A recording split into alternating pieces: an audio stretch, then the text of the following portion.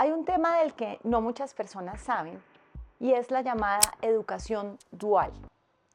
La educación dual corresponde a un esquema de educación postmedia, es decir, una vez las personas salen del colegio, incluso terciaria, es decir, cuando los niños y las niñas todavía están cursando sus últimos años de colegio, en el que se elige un camino de formación no profesional, sino más de destrezas y vocaciones, y que va a involucrar tanto instituciones educativas como empresas que participan en el diseño de los pensums y que además participan en el proceso de educación. Es decir, los jóvenes no solamente se entrenan algunos días dentro de la educación educativa, sino también dentro de la empresa, con mentores y tutores que les ayudan a terminar su formación. Este proceso, como les digo, se llama educación dual y algunos de los países que cuentan con este esquema son Alemania y Suiza. Esto nos permitiría, en el caso de Colombia, solucionar varios problemas que son terriblemente dolorosos para nuestra sociedad. En primer lugar, la pertinencia. Nosotros nos encontramos con diversos fenómenos en nuestro país que parecen chocarse entre sí. Tenemos una alta tasa de desempleo juvenil, aproximadamente el 17%, muy por encima del 10%, que es el de la población total, con una altísima tasa de informalidad, aproximadamente entre 56 y 60%, dependiendo del punto del ciclo. Y también con una tasa de personas inactivas que ni siquiera participan de la fuerza laboral, que es relativamente elevada, aunque similar a otros países de Latinoamérica. Pero al mismo tiempo, cuando se le pregunta a las empresas cuáles no logran obtener el talento que necesitan para sus actividades productivas, el 66% contestan afirmativamente, es decir, el 66% de las empresas que responden a una encuesta que realiza la organización Manpower Group manifiestan que no han logrado encontrar el talento que requieren, y este es uno de los porcentajes más altos para el resto de países de Latinoamérica. Entonces, de alguna manera tenemos, por un lado, una población que no encuentra oportunidades y por otro un sector productivo que no encuentra el talento para las oportunidades que existen. Esto lo podemos resumir en la palabra pertinencia. No estamos entrenando a nuestros jóvenes en aquellas vocaciones y destrezas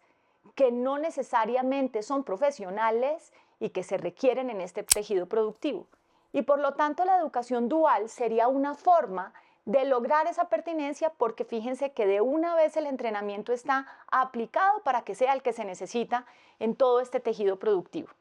Y por otro lado, solucionaríamos también este problema de primer empleo, del empleo para las personas jóvenes que están haciendo su tránsito hacia su vida laboral y que típicamente se les exige experiencia, pero como no les damos la oportunidad, pues no logran la experiencia y nos quedamos atrapados en una situación que hoy en día nos lleva a un porcentaje cercano al 28-29% de jóvenes entre 14 y 28 años que no estudian y no trabajan. Sin embargo, para que toda esta idea funcione y podamos irnos acercando a modelos como los que tienen países, ya mencionaba yo, a Alemania, a Suiza, a Francia, a muchos otros países desarrollados, necesitamos que estas personas se puedan convertir en aprendices y por lo tanto el contrato de aprendizaje es muy importante para que logremos ir haciendo el tránsito hacia un modelo donde no todas las personas están pensadas para una formación profesional. ¿Por qué? ¿Sabían ustedes que la tasa de tránsito inmediato, que es como llamamos a los jóvenes que salen de la educación del colegio, de la educación media, hacia una institución de educación superior es solo del 43%? Y que cuando miramos cuál es la cobertura neta de la educación superior, es decir, a cuántos jóvenes que tienen la edad para estar en esta educación superior estamos amparando con este tipo de educación, llegamos solo al 33%. Esto quiere decir que la formación profesional no está recogiendo, no está logrando que todos estos jóvenes que tienen que lograr una formación la obtengan. Y cuando, incluso si nos vamos más atrás a esa educación media, ahí ya nos encontramos con que la tasa de cobertura neta es del 48%, es decir, si lo piensan así, ya en la educación media, en los 2 últimos años de colegio, perdemos a 5 de cada 10 muchachos y muchachitas. Y luego, cuando pasamos a la educación superior, solamente estamos atendiendo a 3 de cada 10, más o menos.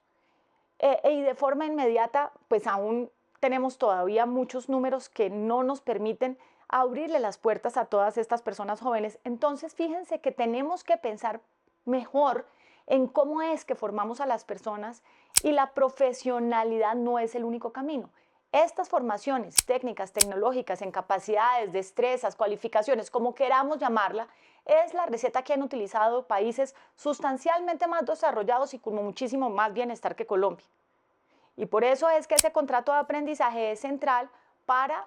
los marcos regulatorios de todos estos países y lo es para Colombia. En Colombia existe un contrato de aprendizaje, pero en este momento en la reforma laboral se le están introduciendo unas modificaciones que le quitarían la naturaleza de ser el contrato del aprendiz, porque lo podría tornar en el contrato del trabajador. Pero el trabajador precisamente es distinto porque ya superó esta etapa o etapa inicial, al menos de aprendizaje. Y por lo tanto es fundamental que este contrato se quede con unas condiciones especiales. En la mayoría de estos países la remuneración es inferior a la de ese salario mínimo, en el mayor de los casos llega al 80%, porque precisamente estamos en una etapa de entrenamiento donde además tenemos que tener estímulos para que tanto las personas tengan esta primera oportunidad como que las empresas puedan incorporar esta figura, porque esto también es costoso para las empresas en la medida en que hay que dedicar recursos, tiempo y dinero para los mentores, para los pensums y para acompañar a los muchachos en este proceso. Este contrato de aprendizaje, del que quizás no sea el tema central del que muchos están hablando dentro de la reforma laboral, es muy importante en lo que nos estamos soñando en el Consejo Privado de Competitividad para que sea el futuro de muchos jóvenes que hoy no tienen esas opciones productivas. De tal manera que esperamos que este artículo, que quizás no es el más importante para muchas personas, se vuelva aún más relevante para que todos pongamos sus ojos en él, lo cuidemos, velemos porque sí se hagan cambios. Es importante que este contrato de aprendizaje responda a programas precisamente de capacidades técnicas y tecnológicas que se hagan con altos niveles de calidad, donde tenemos instituciones muy importantes como el SENA, pero tenemos muchos otros técnicos y tecnológicos que están participando y que necesitamos que se certifiquen en calidad para participar de este entrenamiento, pero que es realmente una salida fundamental para que las personas tengan las capacidades que necesitan para su vida productiva. Muchas veces ser profesional no es la salida que muchos de nosotros necesitamos y es importante que reconozcamos la valía de esta formación de aprendices y que emulemos aquellos países que han logrado tener respuestas reales para las oportunidades de las personas más jóvenes en sus países.